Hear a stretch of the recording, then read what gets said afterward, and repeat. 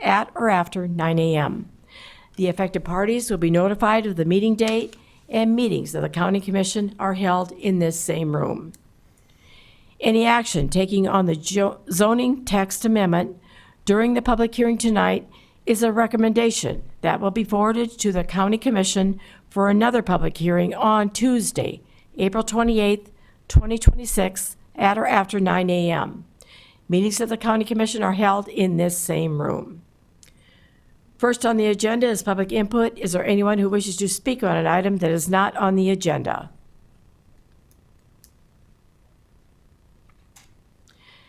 At this time, the Planning Commission will consider the consent agenda. Items on the consent agenda are perceived to be non-controversial and will meet all of the requirements of the codes and regulations.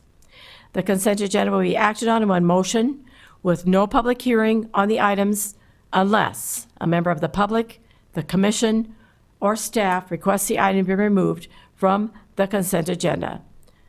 Next, I'll read each item on the consent agenda and ask if there are any issues or comments from the Planning Commission or the audience, and if any member of the Planning Commission or the audience would like to be heard on the item, please raise your hand and the item will be moved to the regular agenda to allow you to address the commission later in the meeting. Any items remaining on the consent agenda will be approved by the Planning Commission with the conditions recommended by staff. The first item on the consent agenda is the approval of our minutes of the February 23rd, 2026 meeting. Item number 2 is conditional use permit 26-10 to allow an accessory dwelling unit, an ADU in parentheses, on the property legally described as Tract 1, Hampton's Addition, Northwest Quarter, Section 27, Township 101 North, Range 48 West, that is in Split Rock Township. The petitioner and property owner is Patricia Hanton. The location is 26618 481st Avenue. Is anyone from the commission, staff, or audience which wish to address this item?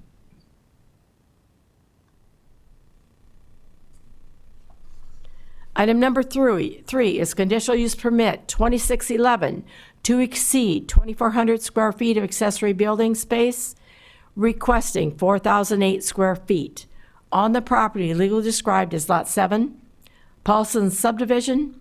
There is an exception of the east 66 feet, in parentheses, Section 2, Township 101 North, Range 48 West, that is in Split Rock Township. Petitioner and property owner is Casey and Sarah Delaney, located at 26270 South McCarty Road. Anyone from the commission, staff, or audience wish to address this item?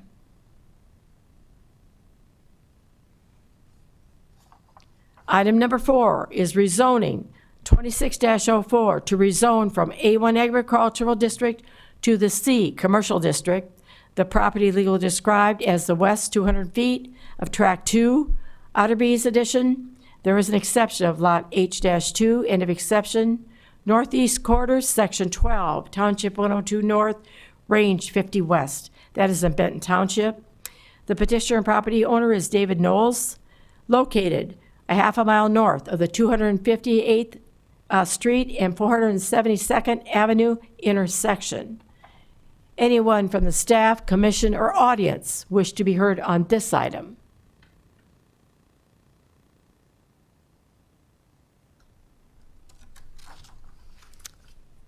Commissioners?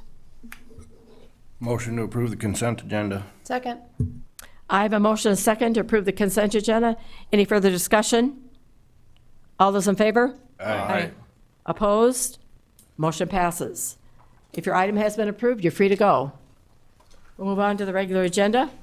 Item number 5, conditional use permit 2612 to allow a telecommunication tower on the property legally described as the Southwest Quarter. There is an exception of the Schuster's Addition, end of exception, Section 32, Township 102 North, Range 47 West, Red Rock Township. Petitioner is Buell Consulting Incorporated. Property owner is Justin Vinn, located at a half a mile north of the 485th Avenue and Aspen Boulevard intersection. Kevin? Good evening, I'm Kevin Hookman from the County Planning Department. This request for a telecommunication tower would be 190 feet tall with a 4 feet lightning rod on top to make it 199 feet. Tower location is approximately 2 miles northwest of Valley Springs. So telecommunication tower within the ordinance is a permitted special use. And since the property or the site does not meet the 3 mile separation requirement that is part of the permitted special use, the conditional use permit is required for this request.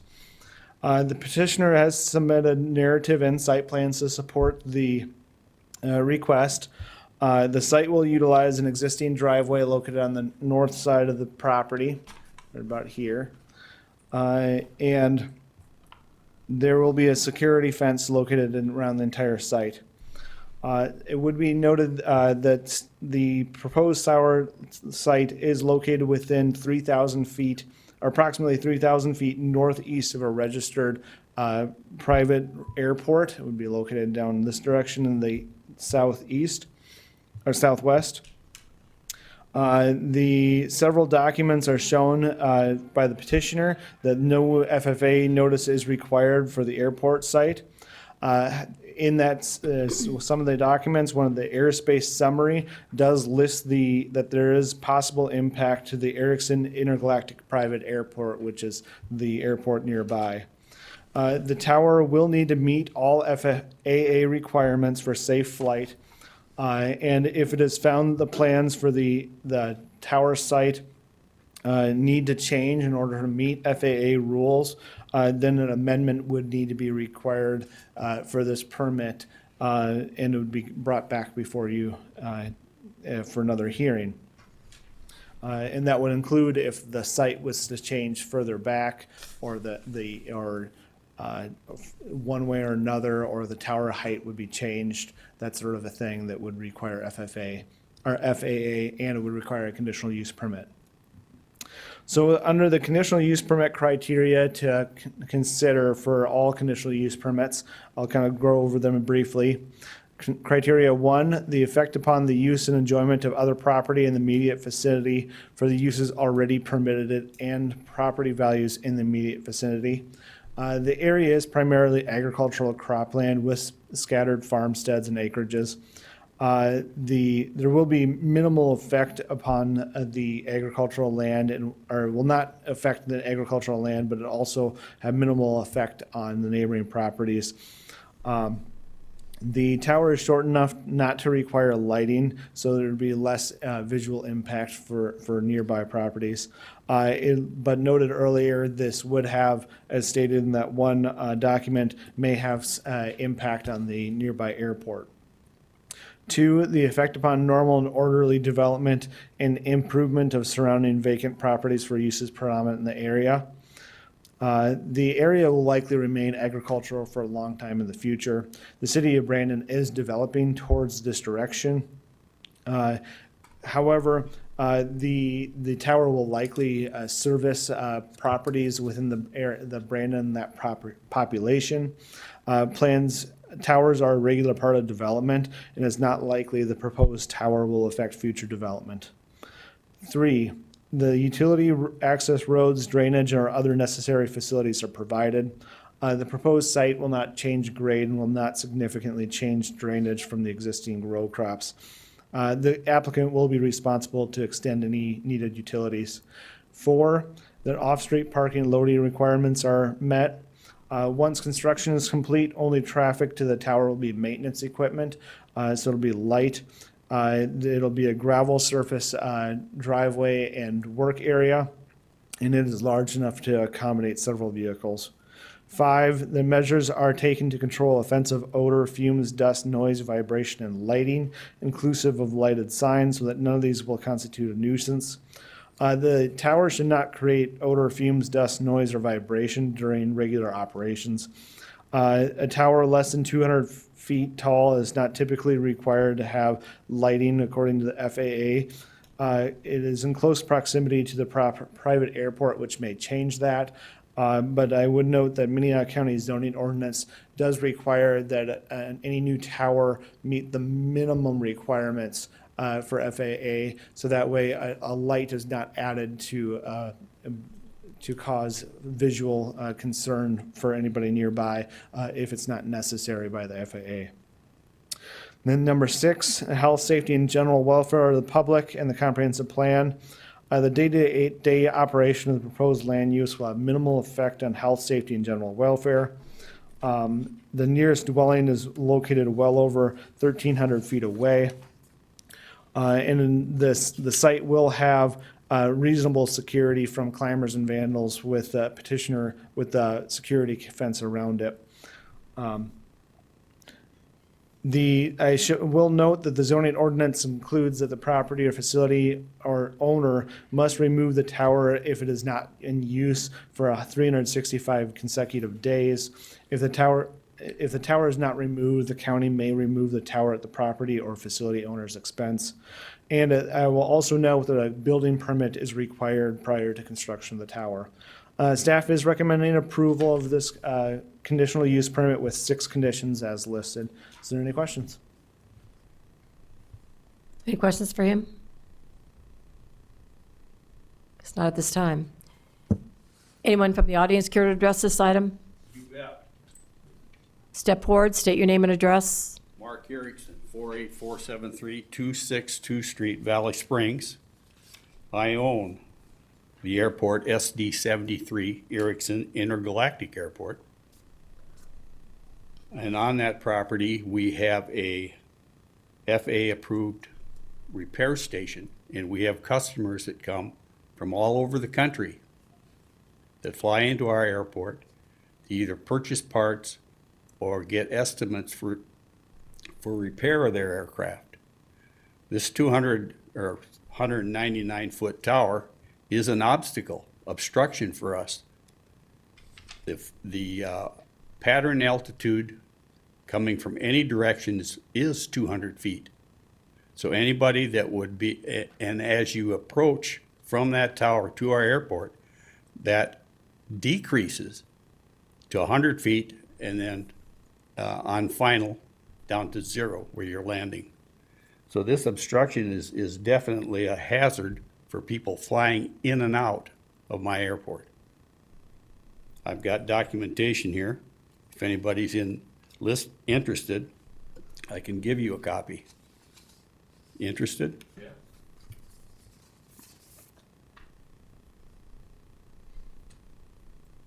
Thank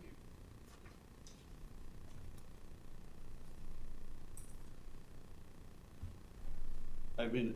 I've been doing business as Dakota Cub Aircraft there for, I think it's 33 or 34 years.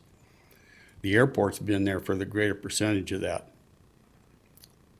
And it would inhibit people flying to our facility to either purchase parts or request work to be done on their, accomplished on the airplane. The altitudes are critical. And somebody coming in that's not familiar with the area, they can punch into their GPS SD-73 and they'll take us in a straight line directly to that airport from wherever they're coming. So if they're coming from the north or northeast, they're going to pass over that tower. And if they're at or above 200 feet, from the distance for a glide to the airport, it could be a very dangerous situation. And we don't know when people are coming. They don't call before they come. Sometimes they just show up. There's nothing I can do about that. But with respect to this this tower, I think it's dangerous for the way we do business. Any questions? Cindy? Are you concerned that the FAA would approve it if they thought it was dangerous? I mean, because that's part of their, the FAA would have to approve it. Well, they don't have to approve it if it's under 200 feet, and this is 199 feet. It's still an obstacle on an approach to our airport. And I think if the people who would like to do this did due diligence and contacted the FAA, and there's some information there about they're up in North Dakota, Bismarck or wherever. There's a name they could contact. The FAA should know more about this facility than I think they have been given information on. Anybody can meet the minimum, but the approach to this airplane is under that, or approach to our airport. Any other questions? Yes. Thank you. Is the petitioner here? I'm sorry, I should have. Will you please step forward and state your name and address?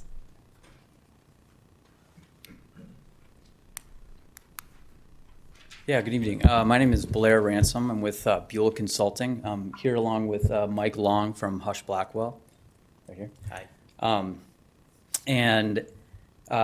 So we are representing Vertical Bridge, who's the tower developer. This is a joint effort between Vertical Bridge and Verizon to address a Verizon gap in coverage between Valley Springs and Brandon.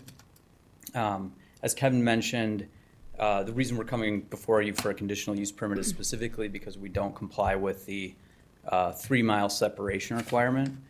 The reason we're unable to comply with that is Verizon's actually already on the tower just north of Valley Springs off of 94, or 90, I'm sorry. And then they're also on a tower in Brandon. So this is addressing a specific coverage gap right there. So that's the specific reason we're here for a conditional use permit. We do understand, Mike's going to go into a little bit more detail about the FAA. Yeah. So, as part of the due diligence process that we undertake in order to evaluate, the suitability of a piece of property for a tower, is that we do consult with engineers and consultants Can you that make sure specialize. Can you make sure you're speaking into the mic for those Sure. listening I'm online? sorry. Thank you. Can you hear me now? Is that a little bit better? All right, great. So in order for us to properly evaluate the suitability of a piece of property for a communications tower, we do quite a bit of due diligence on the airspace piece. And in this particular case, we have a consultant, an airspace consultant that has evaluated the proposed site for the tower. They're aware of the fact that the Erickson Intergalactic Airport is to the south and a little to the west. And the consultant has indicated that given the fact that this is a private airport, that the FCC, the FAA does not really play much of a role in regulating that airport, and that the proposed tower, as built at 199 feet, will not create a hazard for that for the airport. The other piece of the information is in the consultant's report, which I can share with you, is that they've indicated that the maximum height of a structure that could be built at the location where we're proposing to build the tower is 499 feet. So when you look at this, we're building it far lower than the 499 feet, but that is what the FAA would allow at this location for a structure to be built up to 499 feet. But we've done a significant amount of inquiries with our consultant as well as with the FAA itself, and the FAA has indicated that we do not need to make any necessary filings for approval, that we're were pre-approved, it's just given the location and the height of the structure. There's one more thing I'd like to add. Yep. Just kind of in general about siting towers in Minnehaha County, there's a portion of the ordinance that requires a 1,300-foot setback from any residential dwelling. So when I first got this project and was tasked with finding a spot, I looked at the area and I thought, wow, there's lots of options. It'll be, pretty straightforward. That residential dwelling setback actually limits us really to this specific parcel.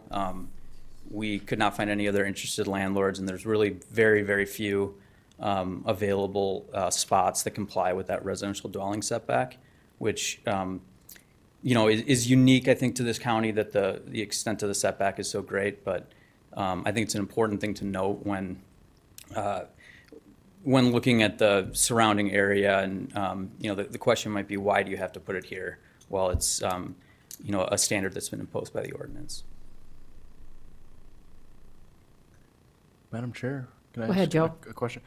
Can you just describe for us on that subject property that we're looking at on the screen, the red box? Do you have a site plan that, like, within that, where is the tower going? Maybe I missed that in our packet, but Yep, there you go. So, yep, it's in the very northwest quarter.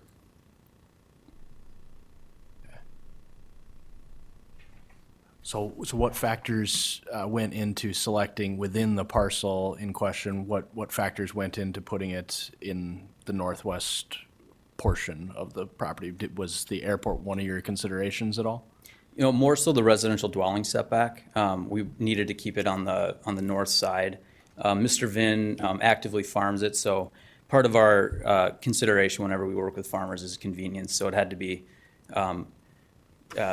far enough back where he can make his turn with his combine in, and not so far back that we're building a whole bunch of road and taking up excess cropland.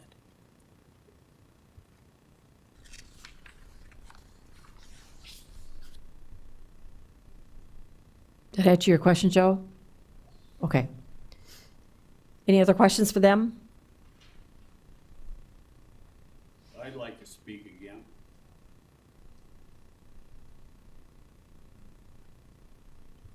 Is there anything, thank you. And we might have to ask you to come back up. Yeah. Is there anything additional you're going to say? You can't reiterate what you've said before. No, I'm going to address what they said about the 499-foot tower. That's incorrect. I visited with the airport directory people in North Dakota just today, and they said at 200 feet or below, there isn't a problem other than the flight path into your airport. At 499 feet or above, that requires some completely different consideration. And I don't know who they used for their expert on this, but I would encourage you to look at one of those pieces of paper about the new Part 77 rule. The FAA Part 77 addresses all of these types of things. And you might have to Google it to get all the personal information, but that's just kind of a guideline to where to go look. So it should be investigated.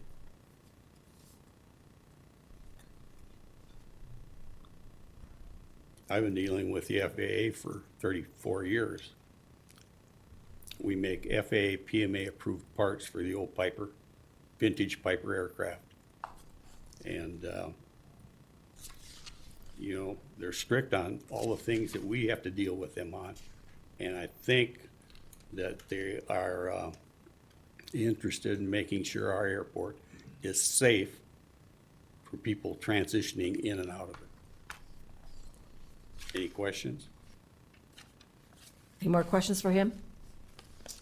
Yeah, I think kind of piggybacking on what Cindy asked you earlier, is from your perspective, is it not sufficient that we put into the conditions here that this is contingent on an FAA approval? Is it your position that because they're choosing a number under 200, 199, that the FAA won't do anything about it?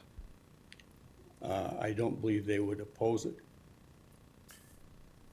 But, 199, what if it's 201? Then the rule changes. And then, You really need to look at Part 77. We conduct our business under Part 21 and our repair station under Part 145.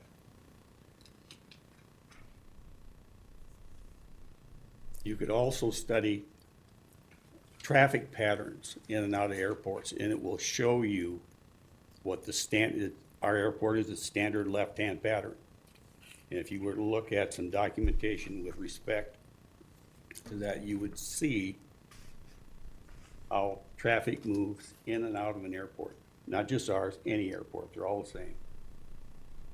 and I saw something in your packet you gave us of that certain structures 50 to 200 feet the FAA may require lighting. So it seems like the FAA is willing to get involved to some degree or another on structures even less than 200 feet.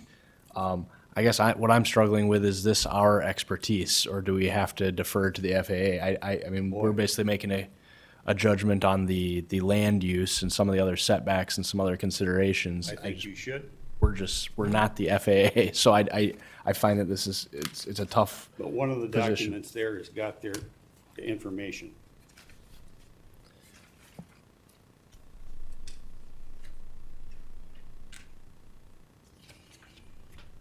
I have a question for Kevin. Go ahead.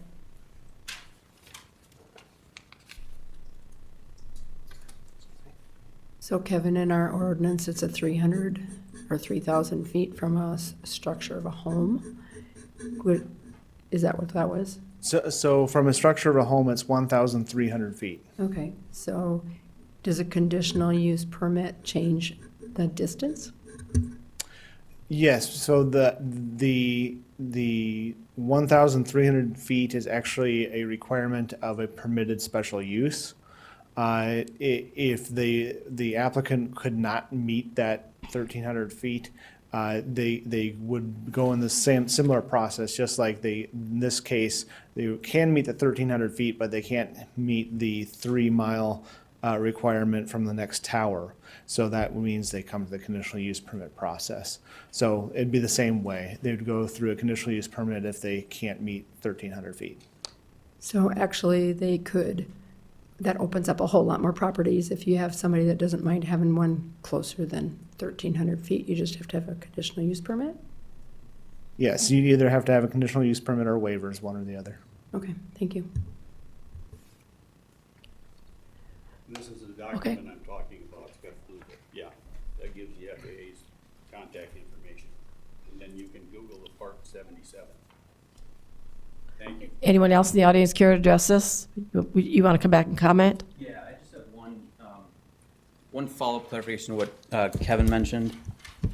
So, the 1,300-foot setback, would we have to, as part of that conditional use process, would we have to demonstrate that there weren't any other parcels that would allow us to comply?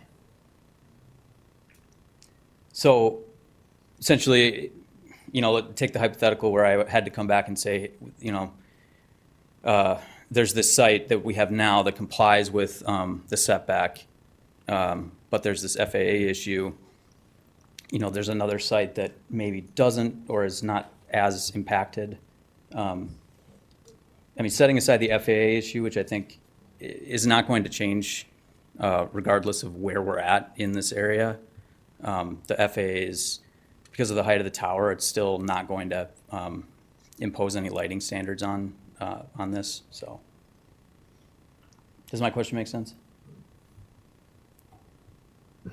I guess every request is considered separately, I guess, is where I'll put with it. It doesn't, if you found, just like this property, like I mentioned before, this property doesn't meet the 3-mile setback, and therefore it goes from a permitted special use, which it would have just met all the requirements, to now having to go through the public hearing. If you can't meet that 1,300 feet, it would do the same thing, but maybe you can meet the 300 or the 3-mile. I don't know.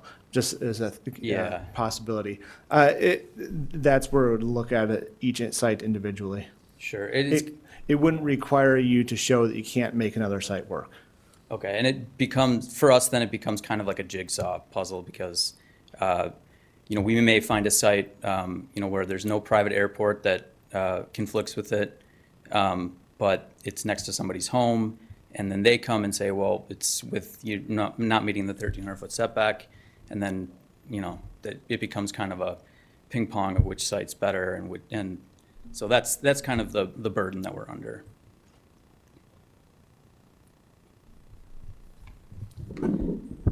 If I may, too, I wanted to just mention that this additional supplemental report that we had prepared, which I can share with the planning staff, is all based on the consultant's applications of the rules in FAA Part 77 to the proposed tower in relation to the airport. So when you see this report, the summary says that the consultant says, based on the FAA rules Part 77, that the proposed tower is not found to be a hazard to air navigation. And then also in the report, the consultant indicates that there is no notification to the FAA required given the fact that it's under 100 and, I'm sorry, given that it's under 200 feet. So we are complying with the rules of Part 77 of the FAA. I mean, from the point of view of notice to the FAA, and also the fact that the conclusions drawn indicate that this is not going to be a hazard to air navigation.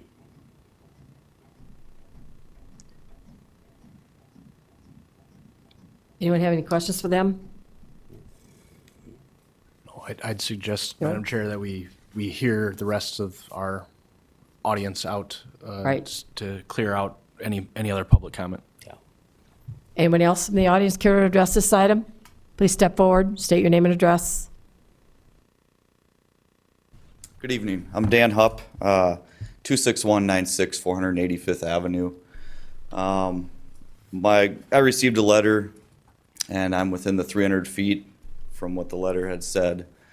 We went around to, I'd probably say 90% of our neighbors within a 3/4 mile radius, with 100% of them saying they didn't want the tower located where it's going to be located. Other than the airport factor, which I think it's all been brought up, I'm not going to bring it up again. Everyone had concern of property value going down 2 to 20%. We have one landowner who owns a field that's on that fence line who is talking about selling. Now, how's he going to do that with the tower there?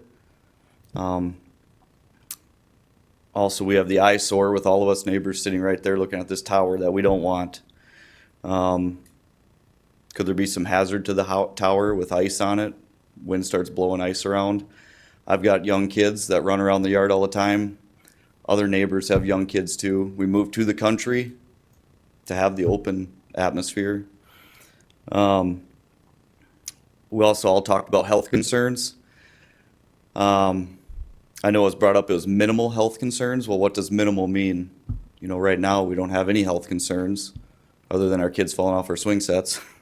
But what does minimal mean? Do we have radiation? Are we going to have interruptance in our Wi-Fi for some of us that work from the house? I don't know about radio transmissions when planes are flying in, if that's a factor with a tower right there.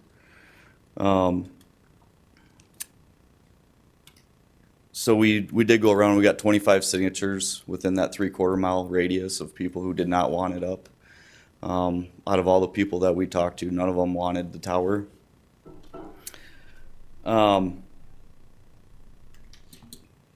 Yeah, the last thing is we're all local here. We don't want the tower. These guys, I think they're from Wisconsin. I don't have any bad cell phone coverage driving back and forth to Sioux Falls to Minnesota. I don't drop calls. I don't know where they're getting their numbers from. Obviously, they must have a diagram. I'm not going to argue that fact, but we don't have any internet or cell phone issues. If you go north towards Garrettson, there's probably a 2-mile stretch where you don't have coverage. Why aren't we locating the tower there? And I know they kind of addressed that already, but I think, just speaking on behalf of the 25 other citizens around where this tower is going to affect, I think we move the tower somewhere else. It's just what we're asking. Thank you. Anyone else in the audience care to address this? Please step forward, state your name and address. My name is Tom Schuster, and I live at 485 262 Street. I'm a little nervous here. I'm just a truck driver. Anyway, my question to you guys is, they have already stated that there is a cell phone tower north of Valley Springs at 1 mile. This tower is in my backyard, which is going to be located 1.5 miles from the other tower. I don't know why we need 2 towers that close. And I just don't understand. Like Dan said, he's my neighbor, and this ground that this is going on, Vin bought it from us. And I guess, I don't know. Nobody wants it. I was one of the guys going around collecting signatures, and nobody was for it. And it's like they said, that other tower over there, I don't understand. Like Dan says, Garrettson does have a dead zone, which is north of us quite a ways, 4 or 5 miles. But, well, thank you, and I hope you deny it. Anyone else before I close the floor? Step forward. Actually, yeah, let's finish with all public comment before the applicant comes back And up then you for a can come final back. rebuttal. My name's Dale Hanson. I'm at 26143 486th Avenue. So I own the farm directly to the north, and when they sent out the notification, the arrow kind of pointed in the center of that land, and tonight I'm finding out it'll be right by my fence line. So I have remaining housing eligibilities to sell, and my 160 acres runs the whole mile, east and west. So if the tower is there, it's going to take away from me trying to sell the housing eligibility, because it's going to be right close. It's going to be under the 1,300 feet. So it affects me. They talked about doing diligence for this, and I wasn't even informed about this before it happened. So I think there's some areas that they really need to check out before we jump ahead and allow this permit. So, thank you. Anyone else in the audience wish to address this? Madam Chair, can I clarify one item with Sure. Kevin or maybe Go ahead. one of the residents?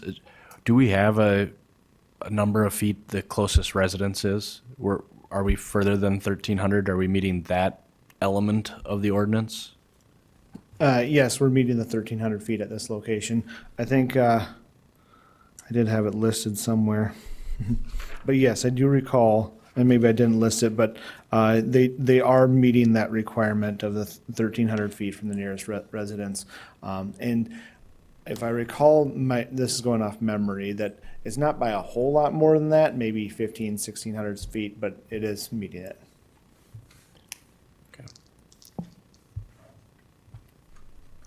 Okay, any other questions?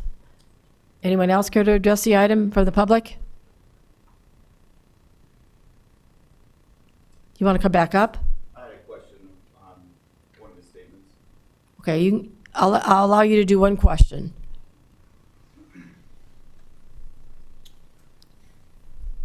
Just curious with that 1,300 feet, do you know which closest resident that would be? Because just to the north of my place, there's a house going up this summer in the next 30 days. That's all I had.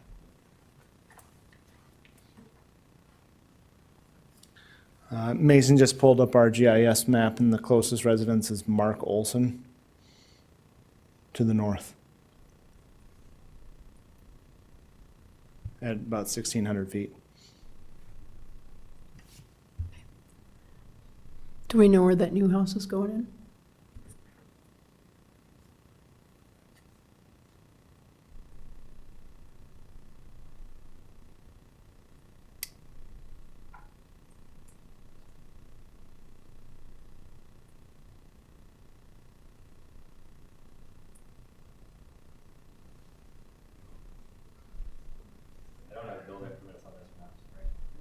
Do you know what direction the house is?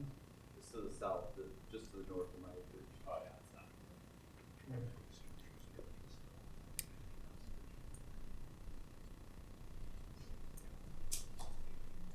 Does the petitioner have any other further comments? Did you want to address? Yeah, just a couple things. I just wanted to address some of the questions the residents brought up. So, a question, or I guess a concern that's brought up, or a question from residents is, why are we putting in another tower? My cell phone works fine. The proliferation you see from towers is not really to address, in most cases, any actual dead zones that you see where you can't literally make a text or a call. It's often to, one, increase capacity. So Verizon and other carriers look at where they see the demand going. You know, the 2050 plan is the perfect example. They try to, marry up that and have the infrastructure built out already to accommodate that type of growth. So that's the one goal here, to make sure as there's more houses being built and more users and demand that the network is robust enough to handle that. Specific to the tower that Verizon's already on, so this is the one outside of Valley Springs. The engineers have already incorporated that existing coverage that they get into their analysis of this coverage gap. So essentially, what they have now, that existing tower, does not sufficiently cover the demand. Interference issues were brought up. So the FCC mandates for everybody, including, from airports to cell phone carriers, internet providers, all use, their own lane on the highway. So there's never going to be any interference with home Wi-Fi, anything like that. In fact, this would provide in-home Wi-Fi as another option to any broadband services. And in terms of FCC or the health effects, that's not a municipal or statewide land use question. That's governed by their FCC licenses, and they operate well within those guidelines. Yeah. Are there any other questions? Any other questions for him?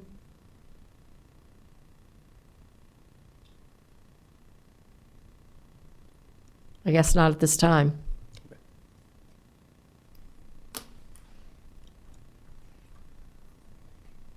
Commissioners?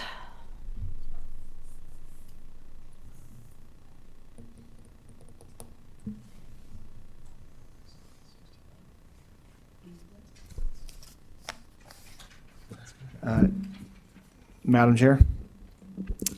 Cindy, to answer your previous question, the property that we see to the south that is a blank property on our lot is about 1,800 feet from the tower site.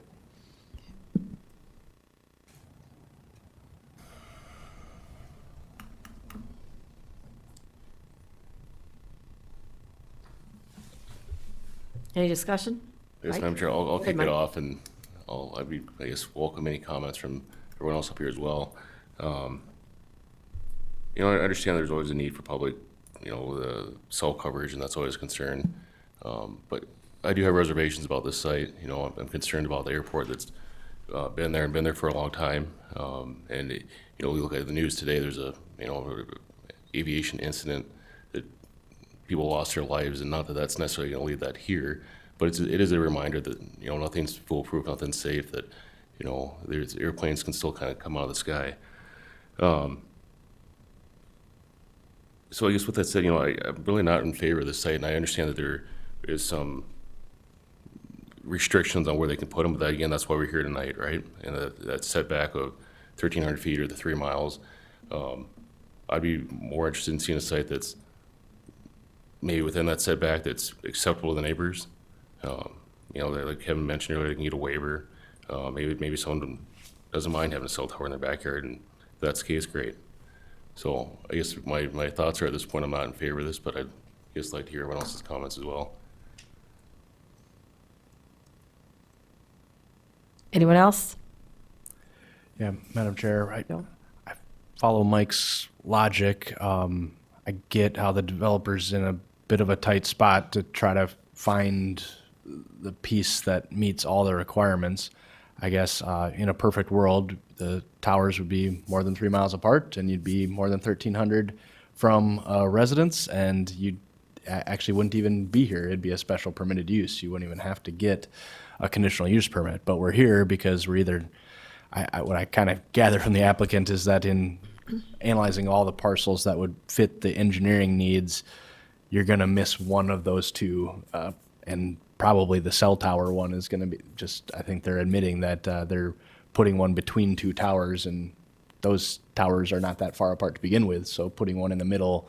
So I think they're going to be under the 3 miles.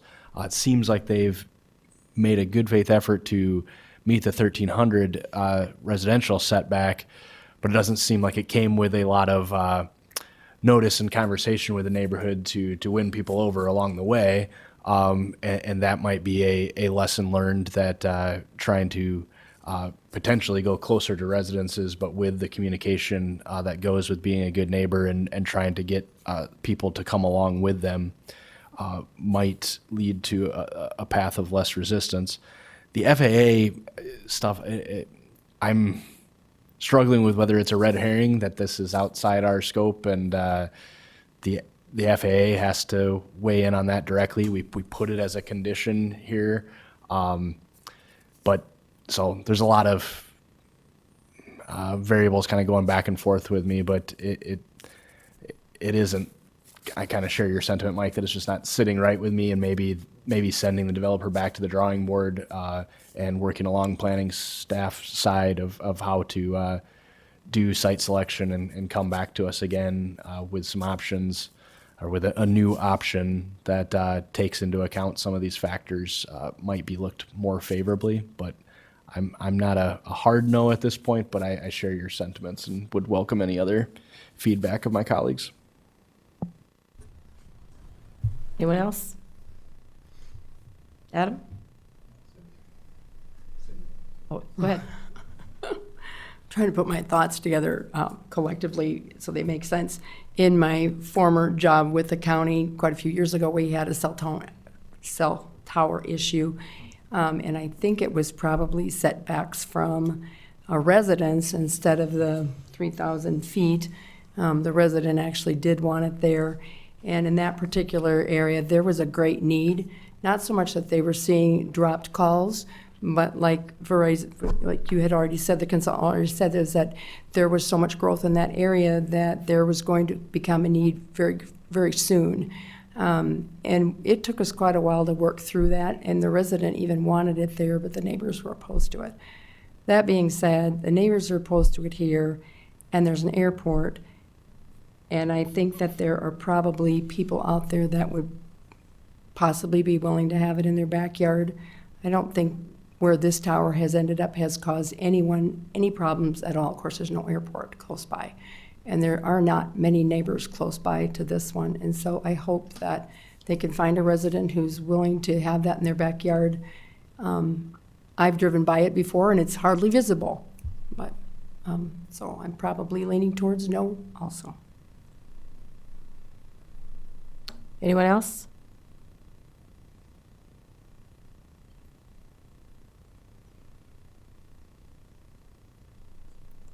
Commissioners, do I have a motion? Madam Chair, I'd make a motion to deny. I'll second that motion. If I may, I don't mean to interrupt, but we would be willing to go back to the FAA to get what they call a Form 7460, which would be an official determination of no hazard. Our consultant tells us we don't have to get one. The FAA may not even give us one because it wouldn't really be under their purview, but we can try to get something like that if that is the desire of the Plan Commission. I think, sir, that may not be the only thing. I think there's other factors here that have come up. I don't know what the other commissioners say or think, but any further comments, Joe? And I guess I would note procedurally, there's also the opportunity to appeal this decision. And in that intervening time, if you can build a more robust case to the full county commission, that may be a path to go. I don't necessarily want to kick the can down the road on this and defer at this level. So I think we should proceed with basically a preliminary judgment. And I tend to think we have two strong opposing views on this, and that either way we decided tonight would probably lead to an appeal. Appeal anyway, And yes, I agree. both sides maybe gathering additional information from the FAA or neighborhood sentiment, and I think I could see this going to the county commission regardless. So that's just kind of a procedural point, and the applicant would be welcome to work with planning commission staff on what those procedural next steps are to either withdraw and go back to the drawing board or appeal for this particular site. But I think we should move the ball forward with something to get it moving. Yes, we have a motion on the floor to deny. Yes, and I seconded that That's motion, correct. so we're good. Okay. So at this point, all those in favor of the denial? Aye. Opposed? The motion at this time passes. Move on to item number 6, conditional use permit 26-07 to allow an agricultural related operation, that's portable building sales on the property that was described as Track 4C and Track 4D, Myers Edition, Northwest Quarter, Section 15, Township 103 North, Range 52 West, Clear Lake Township. Property owner and petitioner is Brian Jones. It's located at 45721 252nd Street. Kevin? All right. So this item for the conditional use permit that was continued from the last meeting. The last meeting, staff brought a recommendation and a staff report for a denial of the proposed project. The applicant did bring an additional materials to support his proposal or his request, and the planning commission requested that we continue the item to allow for some time to consider some conditions of approval if that's the direction that the commission wanted to go. Throughout the review, staff did create 11 conditions of approval. I can read them entirely, but I think probably from previous kind of conversations, I will highlight just a couple of them. That no sheds may be manufactured or assembled on the premises except for sheds permanently placed on the property for personal use. So that this proposed use is for just moving buildings from one place to another and having them temporarily placed in this site for the time between moving them and sale. And then I'll point out condition number 4, a maximum of 5 portable sheds shall be allowed on the property at any one time. None of these sheds can be an intermodal shipping container as defined by the zoning ordinance.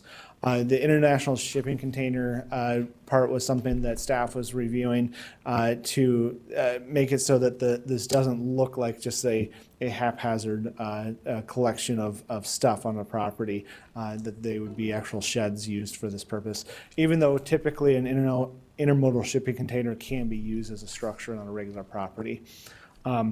With that, I guess you've seen the report. The report generally hasn't changed from a previous report, except for the addition of the conditions that staff put together for you.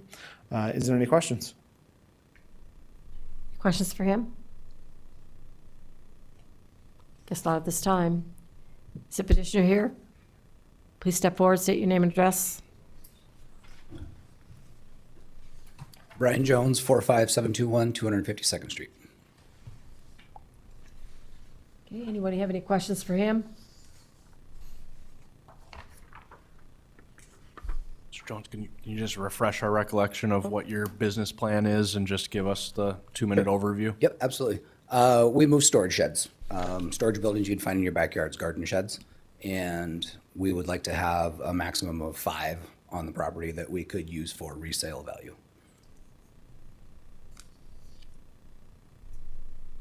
Other than that, I have nothing against everything that was written in the book. Anyone else have any comments on this one?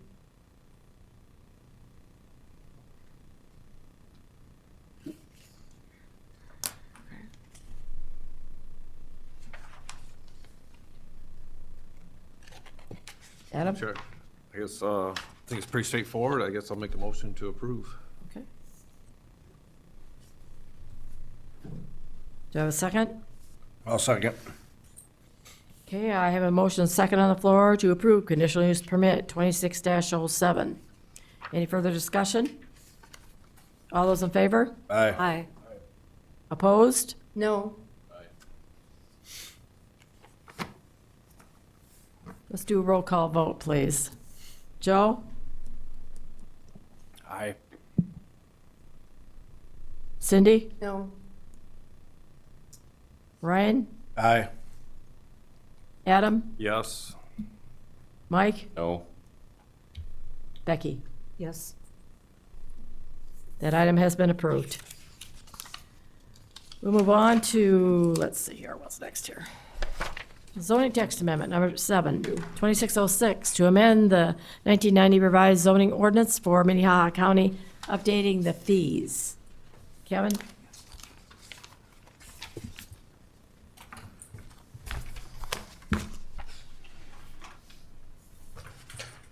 All right, so for the third time tonight, Minnehaha County is recommending a text amendment to amend the fee, Article 24, the fees within the zoning ordinance. These fees are used to offset costs related to the applications of various permits throughout the zoning ordinance. The fee updates have not been updated since 2005. And we kind of went through these in previous meetings, but just a real quick refresher, rezoning request would be $500. Rezoning for a planned development would be $500, plus every sub area would be an additional $100 in addition to that $500 request. A text amendment for rezoning would be $500. Final development plan for the rezoning, which currently does not have a fee associated with it, would be $200. And then a major amendment to that final development plan or a minor amendment to the final development plan would be $150 and $100. The minor amendment would be administratively approved. The county fee update also includes conditional use permits up to $350. Minor amendment and major amendment, $100 and $250. A major amendment actually is not changing from previous designation fee overall. The Board of Adjustment, which is various administrative appeals, goes up to $350. Zoning text amendment, which was not previously incorporated in the ordinance, is $600. But then the new additions of county fees, including appeal fee and a continuation request fee for $100 for each one of those. When staff reviewed this, we reviewed these fees for staff time and materials. We reviewed the interest as equated from the Federal Reserve Bank of Minneapolis.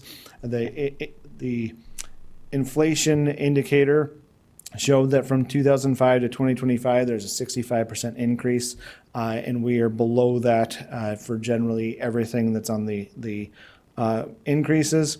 And then we also reviewed other state jurisdictions or county and municipal jurisdiction, including Sioux Falls, Pennington County, and Lincoln County for similar fee requirements. So staff is looking to for a recommendation of approval of this text amendment for the fee updates. Is there any questions? Questions for him? Okay, commissioners? Motion to approve. I'll second that. Okay, I have motion second to approve the zoning text amendment 26-06. Any further discussion? All those in favor? Aye. Oppose? Motion passes. Old business? No, we'll move on to new business. Mason? Good evening, Commissioners. Mason Steffen from the County Planning Office. We'll just do this quickly here since I'm sure everybody wants to get out of here. With all the ordinance amendments that Kevin has done tonight, we'll be doing a few more next month. They're all kind of generally related, all amending the same ordinance or article in the three zoning ordinances for the county. So in the joint Del Rapids zoning ordinance and the county zoning ordinance, that article is currently titled Article 23.00 Other Permits, and it sets the regulations for building permits and zoning permits that are regulated by the zoning ordinance. Currently, there's some inconsistency in these ordinances. The zoning ordinance isn't updated as often as the International Building Code for the county, so currently in the zoning ordinance, the expiration of building permits is outdated as compared to the International Building Code that's currently adopted by the county, and so it'll just be easier to basically, this section will be updated to reference the International Building Code, so that anytime the International Building Code is changed, the zoning ordinance doesn't need to change every time. That's the main change. There'll be some other language changes, and then also the other main change will be changing it from building permits to other permits, just if in the future there are other types of permits that need to be included in this article, it can all just be included in this same article without changing the article name. And then in the City of Sioux Falls joint ordinance, it is a little bit different. Article 23 is called General Provisions, not Other Permits, and the county and Del Rapids has two separate articles for this. So the county and City of Del Rapids has a General Provisions article as a separate article, and then an Other Permits article. In the city, these are kind of combined into one. So it will look different to you, but it'll essentially be the same changes, changing when a building permit's required, some expiration requirements, and things like that. And actually, currently in the Sioux Falls zoning ordinance, there is not any regulations for zoning permits. So that needs to be added so that we can legally do the zoning permits that we've already been doing, even though it's not in the ordinance. So tonight, I guess all I'm requesting is that you guys allow us to publish a notice of hearing for April 27th, which is the next Planning Commission meeting. So if you can probably just make one motion for all three, since they're all the three amending the same article. So just one motion to authorize publish of notice of public hearing for April 27th. So that is what staff is requesting. And if you have any questions for me tonight, you can, but otherwise most of the questions will be next month. Any questions for him, or I'll consider a motion? Motion to approve. Motion to second to publish public hearing on April 27th? Okay, I have a motion and a second. All those in favor? Aye. Oppose? Motion passes. Anything else? Entertain a motion to adjourn. Motion to adjourn. Second. All those in favor? Aye. Opposed? Motion passes. Thank you, everyone.